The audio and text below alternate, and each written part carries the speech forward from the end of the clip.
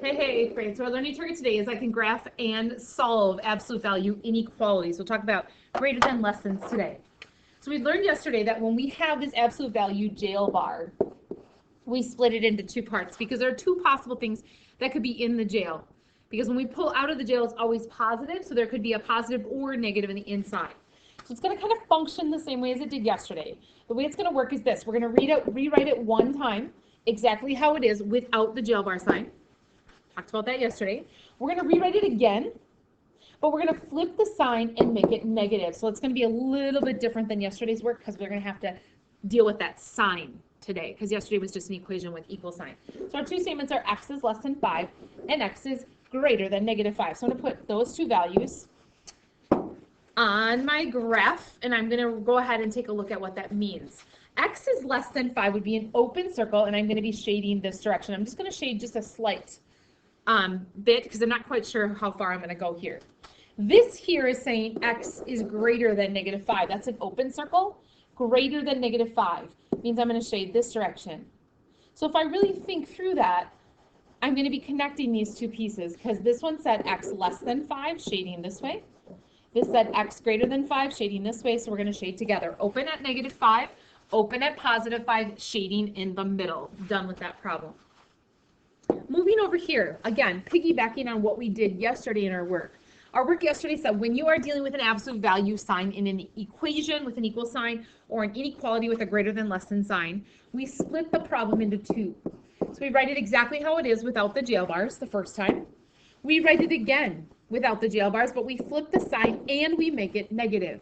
So these are my two statements. X is greater than or equal to 4, and x is less than or equal to negative 4. So we have a negative 4, we have a positive 4. X is greater than or equal to positive 4 would be a closed circle at 4, and we would shade right. So we're talking about all the values that are 4 and greater. X is less than or equal to negative 4 would also be a closed circle, and we're shading left.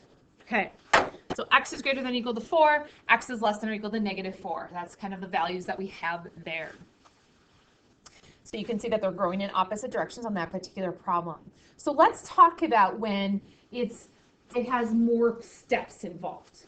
So it's going to be just the hand method, but there's going to be that sign that we're going to have to deal with. So step one is that we isolate the absolute value bars, which just means the hand method. You're used to doing that. We isolate all the way down the absolute value bars.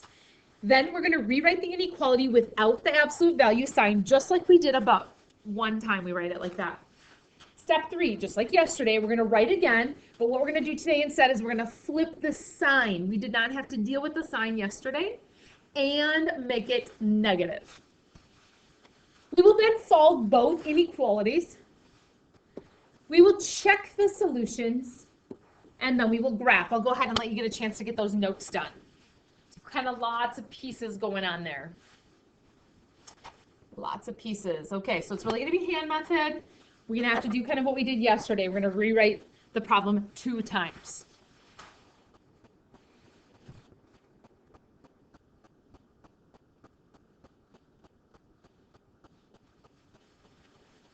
All right, here we go.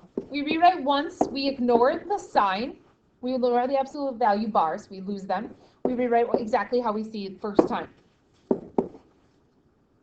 Then we rewrite again, but we flip the sign and make it negative. Then go ahead and do that. Flip sign and make it negative.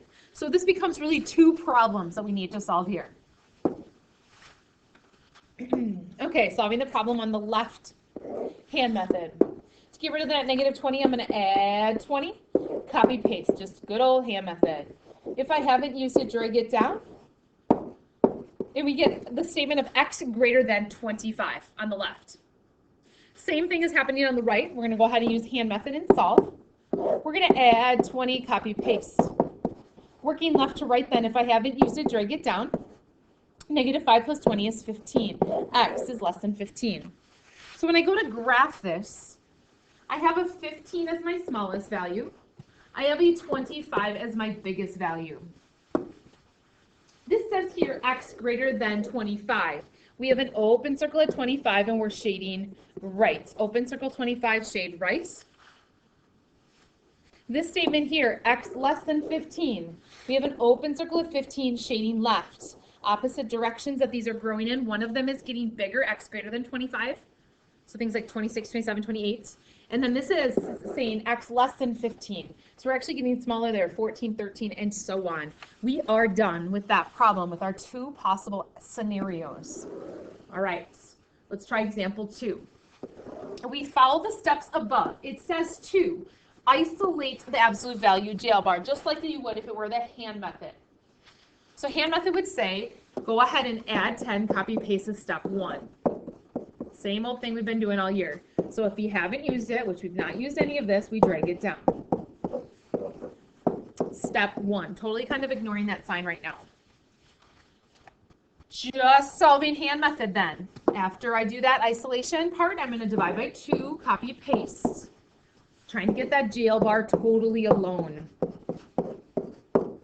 And so I end up with, if I haven't used it, drag it down, 3 minus 2x, all living in jail. On the left-hand side, less than or equal to. On the right-hand side, it's just a 10 divided by 2 is 5.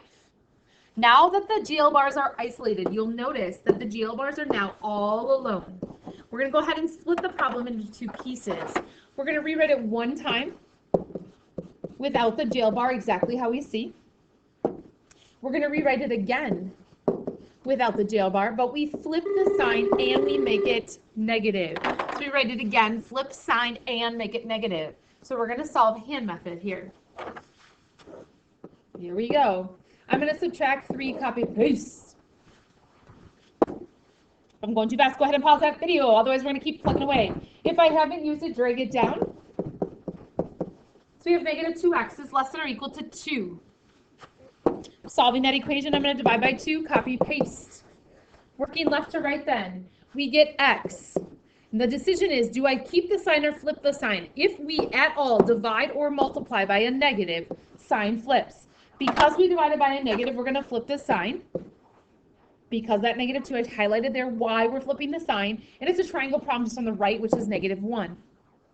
Over here, I'm going to solve that other equation. Stop, chop, chop.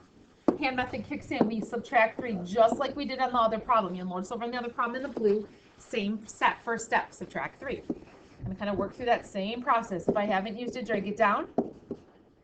I did not mean to zero these out. This was not supposed to be 0. That's negative 5 minus 3. Sorry about my mistake there. Negative 5, take away 3. You can go ahead and put that in your calculator if you're struggling on the integer work. Otherwise, it's negative 8.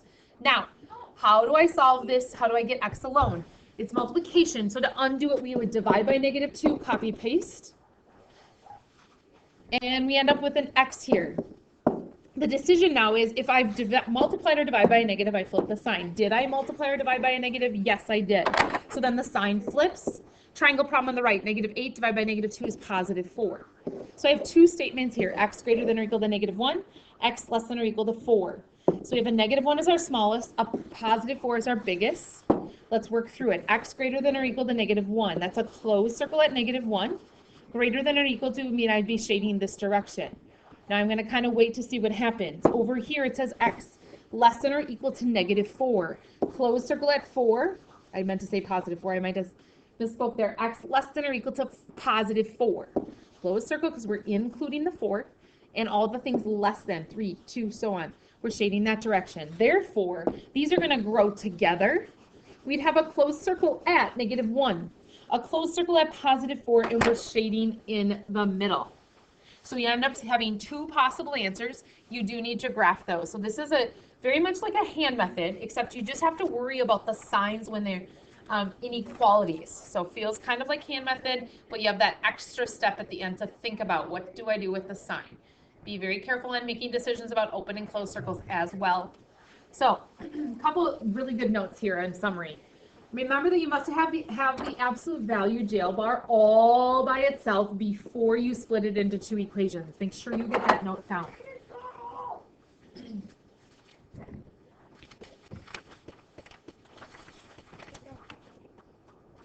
Go ahead and get those notes down. If you need to pause that video, go ahead.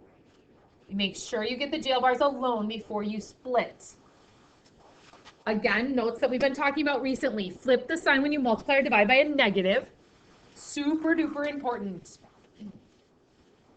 And really just things to think about is you're just using the hand method. It's just the hand method. So that's exciting. It's just the hand method. Just be thinking about whether it's an open or closed circle. Remember, these ones are closed circles. These ones are open circles. Remember, this means left, right? Or I meant to say less than. This means less than. Or equal to. This just means less than. A little trick there. So there's your notes. All right, 8th grade. So your job is to get all the way through page 31. Due tomorrow. Have a fabulous night, 8th grade.